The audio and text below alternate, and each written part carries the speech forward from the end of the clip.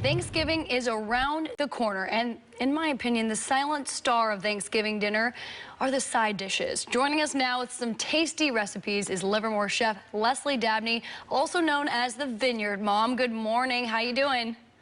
Good morning, Sarah. I'm great. How are you today? I'm doing really good. I have to warn you, I'm a little hungry right now, so this could be dangerous. I can't wait to hear, though, about your cream of pumpkin soup with curry. Oh my goodness. These are two wonderful side dishes for Thanksgiving, and I can't wait to share with you these recipes, also some wine pairings, and of course, some of my Thanksgiving Day tips.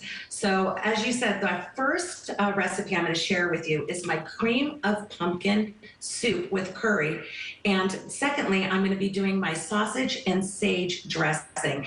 Now, they're both really good, but I'm going to lead off with a tip. Now, do you normally host Thanksgiving, Sarah, or do you go out for Thanksgiving? I have the last couple of years hosted Thanksgiving. I cook with my brother, and we get really into it because he's a chef like yourself. Nice. Well, that's perfect. So my first tip is going to be, if you're hosting, try to set the table the night before or maybe early in the morning. You want to get that out of the way, make it decorative, make it beautiful, a nice, beautiful tablecloth, some votive candles, maybe just some gourds or pumpkins in the middle of the table will be perfect.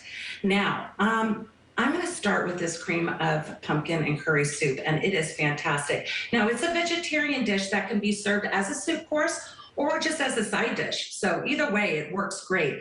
And to start it off, I just sauteed some onions and I added some beautiful curry powder with it. And I let that cook together and it smells fantastic. And to that, Sarah, I'm going to tell you right now, to make life easy, I bought the puree of pumpkin at the store because it is a big time saver. Oh, smart. So, yeah, so make it easy. So I added that with my chicken stock and I cooked it for a while. And then right at the end, I went and I added some heavy cream because why not? I mean, it's Thanksgiving and we're going to be a little decadent. And look at how beautiful this soup is after just a half an hour of cooking. And I love to just sprinkle a little bit of chives on the top. It's absolutely beautiful. Now, next, I'm making my sausage and sage dressing. Now, I'm calling it dressing because I don't actually stuff my turkey with it. Are you a fan of stuffing the turkey or do you like it on the side? I like to stuff the turkey, but no matter what, stuffing has to be on the table. That is a non-negotiable. I absolutely agree with you. And this recipe you can do either way, so it's totally fine.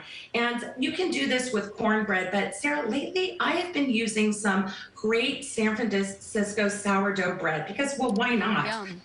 Right, so several days beforehand, I get some bread, I make sure I get it nice and dry, I chop it into small pieces, and then to add flavor, here's where the sausage comes in.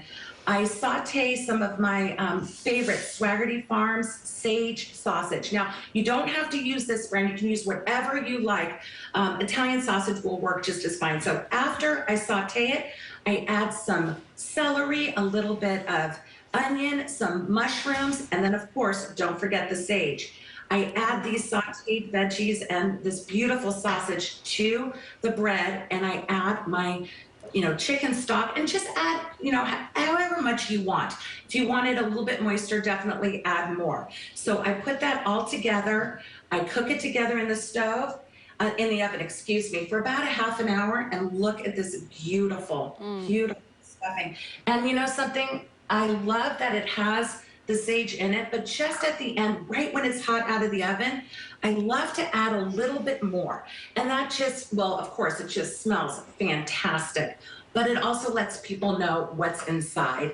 And as side dishes go, one of my other tips is we were very open to having friends and family bring side dishes too. So my tip is, whatever anyone is bringing as a side dish, make sure you have room either in your refrigerator, your oven, or your countertop. You don't want to start rearranging the kitchen at Thanksgiving to accommodate what your friends brought. So that's a good tip you want to do ahead of time. And now here comes my favorite part. I wouldn't be the Vineyard Mom if I didn't pair some wines. And today, I'm going to pair some white wines. Now, that's another tip. Of course, Thanksgiving, you can do red or white. Both are totally appropriate. So this week, though, I'm going to share with you my 2 white wine suggestions. And the first one is a Riesling. And I love this because it's got a nice floral aroma to it. It's done in steel, so it's very light. And that goes perfect with a turkey dinner. And also a Sauvignon Blanc. Now, this is also a very light wine. It's got more of a citrus, maybe a little bit of a fruitier flavor to it, but it's nice and it's easy to go with this beautiful dishes. And I have to say, we're on a really good start for a fantastic meal. This will all go perfectly with your turkey. And if you like these recipes or want to look at some more wine pairings or even some of my tips for Thanksgiving, Sara, just go to @the_Vineyard_Mom_Living on Instagram and look at these recipes, and feel free to DM me if you have any questions about the recipes or the wine pairings. I love it. I can smell it from here. That is a great idea. I'm definitely going to try that soup for sure. Thank you so much. That is the Vineyard Mom, Leslie Dabney, chef from Livermore. Cheers. Thank you. Thank you, We'll be Sara. right back.